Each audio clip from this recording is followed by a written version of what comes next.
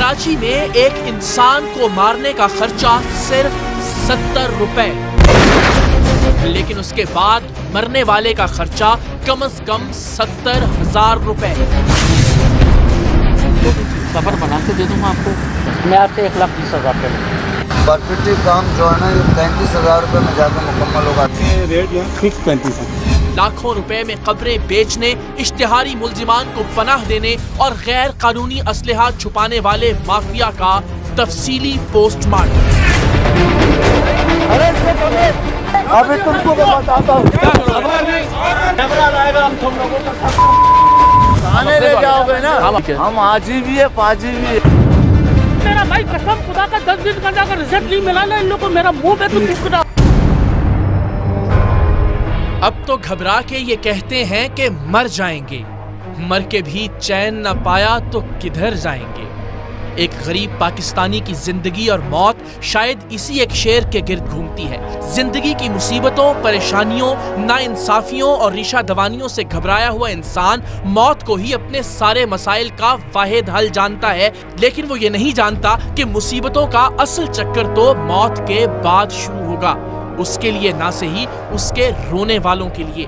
अपनी जिंदगी में 8-10 हजार रुपए कमाने वाले मजदूर की मैयत की तदफीन के लिए जब कब्र की कीमत लाखों में मांगी जाती होगी तो खुदा जाने उस गरीब की मैयत पर क्या गुजरती होगी। कवर बना के दे दूंगा आपको, मैं आपसे 1,20,000 रुपये लूँगा। परफेक्टली काम जो है ना ये 35,000 रुपये में जाकर मुकम्मल होगा। रेट जो है फिक्स 35 है। कब्र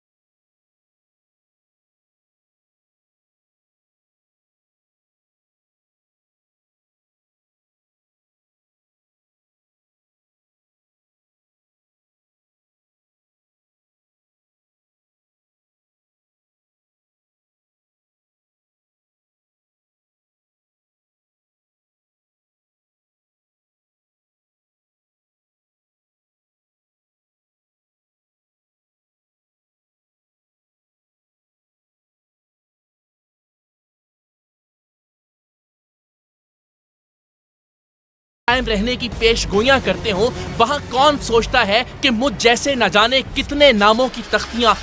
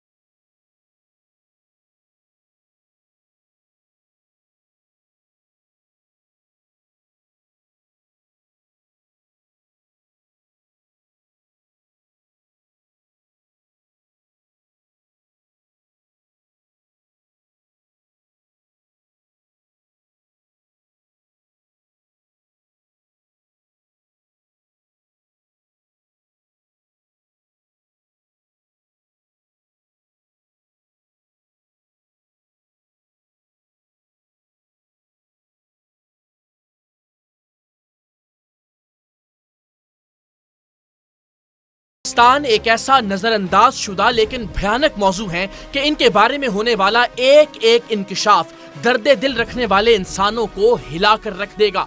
قبرستانوں پر تحقیق کے دوران سریام کی ٹیم پر دو پہلو واضح ہوئے۔ ایک تو قبروں کی منمانی قیمتیں اور قبروں کی بے حرمتی، اور دوسرا پہلو قبرستان پر پورے گینگز اور مافیاز کا راج، اشتہاری ملزمان، منشیات اور غیر قانونی اسلحے کی آماج گاہیں۔ سریام کی ٹیم نے مختلف طریقوں سے اس موضوع پر کام کا آغاز کیا۔ ہمارے نمائندوں نے کراچی کے مختلف قبرستانوں میں ایک ایسی فرضی میت کے لیے قبر حاصل کرنے کی کوششوں کا آغاز کیا جسے دبئی سے پاکستان لایا جانا تھا۔ ایسا اس لیے کیا گیا تاکہ ان سے قبر کی قیمت طے کرنے اور ان تک پہنچنے کے دوران ہمارے پاس مناسب وقت ہو، ورنہ ظاہر ہے اسی دن ہم تدفین کے لیے میت کہاں سے لاتے۔ ہمارے نمائندے ایئرپورٹ کے قریب واقع ملیر کے قبرستان پہنچے اور وہاں قبرستان کے نگران سے ایک میت کی تدفین کے لیے قبر کی بات کی۔ قبرستان کا یہ حصہ نسبتاً نیا ہے اور یہاں قبروں کی جگہ کا ابھی اتنا قحط نہیں پڑا، لیکن اس کے باوجود قبر کی قیمت 35,000 روپے بتائی گئی۔ پہلے قبرستان کے سرکاری نگران نے اپنے لوگوں کو ہمارے نمائندوں کے ساتھ قبر کی جگہ دیکھنے کے لیے روانہ کیا، جو تھوڑی دور لیکن سڑک کے عین سامنے تھی۔ جگہ بتائیں۔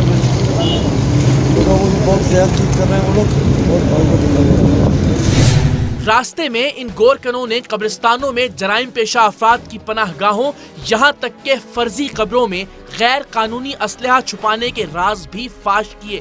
آگے چل کر سریام کی ٹیم خود بھی اس تجربے سے گزرنے والی تھی۔ اسلحے کے ذکر پر یہ دونوں یک زبان بولے تھے، مطلب یہ کسی ایک کے ذہن کی اختراع نہیں بلکہ ایک خوفناک حقیقت تھی۔ قبرستان مافیا بن گئی، وہاں پر بھی مجرم ہوتے، ایسا تو کچھ معاملہ نہیں ہے۔ ظاہر سی بات ہوں گے، اور ان کو چھپنے کی جگہ کہاں ملے گی؟ اچھا، وہ قبرستانوں میں چھپ جاتے ہیں؟ ہاں، اسلحہ بھی چھپا لیتے ہیں، خود بھی چھپ جاتے ہیں۔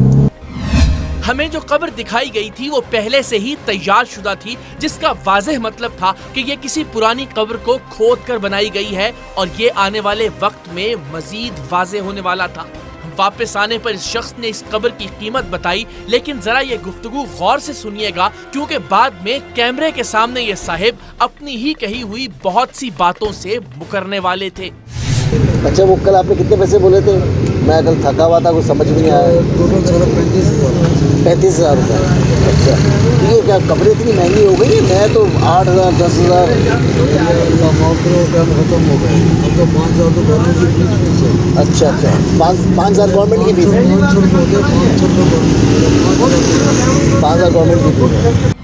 قبر کے لیے 35,000 کا تقاضا تو صرف ٹریلر تھا، دوسرے قبرستانوں میں معاملہ لاکھوں تک پہنچنے والا تھا، اور یہ صاحب تو سریام کی ٹیم سے نسبتاً تمیز سے پیش آنے والے تھے۔ باقی گورکن تو سریام کی ٹیم پر پورے لشکر کے ساتھ حملہ آور ہونے اور جان سے مارنے کی دھمکیاں دینے والے